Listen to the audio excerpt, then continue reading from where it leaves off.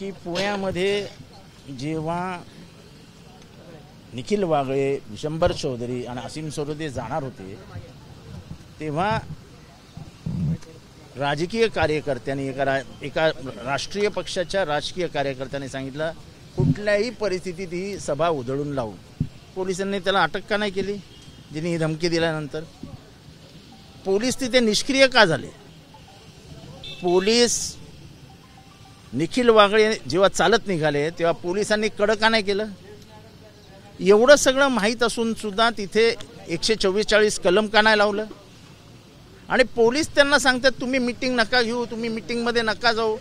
म्हणजे पोलिसांनी अभिव्यक्ती स्वातंत्र्याचं रक्षण करायचं की अभिव्यक्ती स्वातंत्र्याचा गळा घोटणाऱ्यांचं रक्षण करायचं हा प्रश्न आता महाराष्ट्रात निर्माण झाला। म्हणजे विरोधकांना बोलूच द्यायचं नाही, विद्रोहाचा आवाजच बंद करायचा। तर किती दिवस तुम्ही का चालणार? तुमच्याच राजवटीमध्ये पानसरे गेले, तुमच्याच राजवटीमध्ये दाभोळकर गेले, तुमच्याच राजवटीमध्ये कलबुर्गी गेले, तुमच्याच राजवटीमध्ये गौरी लंकेश गेली। मागच्या 2 आठवड्यामध्ये महाराष्ट्रामध्ये जे जे काय घडलं तिथे महाराष्ट्राची ओळखच बदलली आहे। फुले शाहू आंबेडकर गेले, आता फक्त महाराष्ट्रामध्ये महाराष्ट्राची ओळख ही रिव्हॉल्वर आहे। इल्लीगल रिव्हॉल्वरची लायसन्स किती जणांना मिळाली ह्याचं एक चौकशी आयोग नेमा, मग तुम्हाला कळेल लायसन्सेस कोणाला कोणाला दिली आहे आणि किती किती लाखात दिली आहेत। लायसन्स देण्याचा भाव 20-20 लाख रुपये होता। 20 लाख रुपये लायसन्ससाठी खर्च करणारा माणूस हा काय चांगला असतो? हा काय इमानदार असतो? 20 लाख असतात कोणाच्या खिशामध्ये? 20 लाख द्या आणि लायसन्स घ्या अशी जाहीर भूमिका या सरकारची होती। त्याच्यावरती हे पोलीस महासंचालकांचं पत्र आहे। हे पत्र त्यांनी लिहिलंय महाराष्ट्राच्या जनतेला पत्र। महाराष्ट्राच्या जनतेला पत्र लिहित असताना त्या म्हणतात हे माझे बोल नाहीत,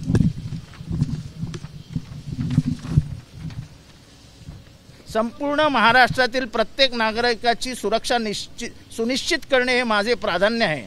माझा विश्वास आहे की सेवा करत असलेल्या जनतेचा विश्वास आणि पाठिंबा जिंकल्याशिवाय आमचे कार्य कुचकामी आहे। पण या गोष्टीची दखल घेणे आवश्यक वाटते की काही स्तरावर जनतेचा आपल्या पोलीस दलावरील विश्वास कमी झाला आहे।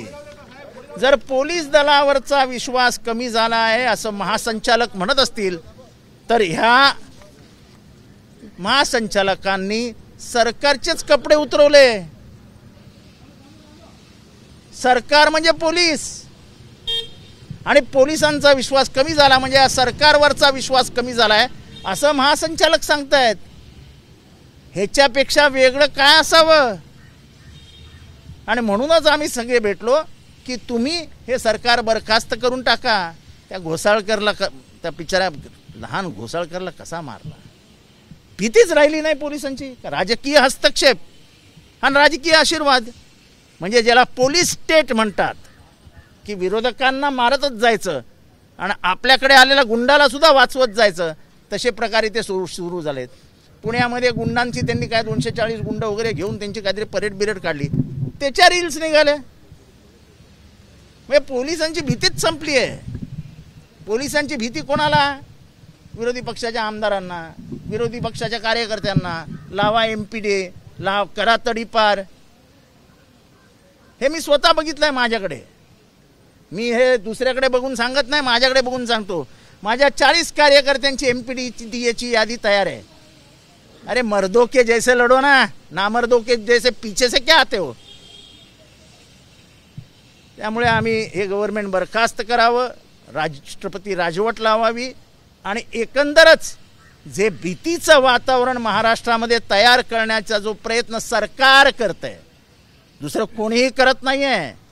सरकार आपल्या नावावरती लागलेला काळिमामुळे घाबरलेली आहे आणि घाबरलेलं सरकार हे कसं ना कसं करून विरोधी पक्षाला घाबरवण्याचं काम करतायत, जेणेकरून विरोधी पक्ष शांत बसेल आणि आपल्या विरोधात बोलणार नाही। असं होणार नाही। आम्हाला गोळ्या मारल्या तरी चालतील, पण आमच्यासारखे अनेक लोक आहेत जे हा अन्याय सहन करणार नाही आणि विद्रोहाचा आवाज आम्ही कोणालाही शांत करू देणार नाही।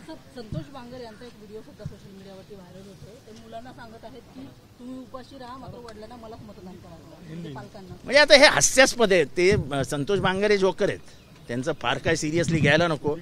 पण हे म्हणजे लागोपाठ महाराष्ट्रामध्ये घडतंय. स्वागतासाठी लहान पोरं बसवून ठेवायची. ते अनिल पाटील नावाचे आमदार आहेत, मंत्री आहेत, त्यांनी लहान पोरं स्वागतासाठी बसवून ठेवलेली आहे रस्त्यावरती.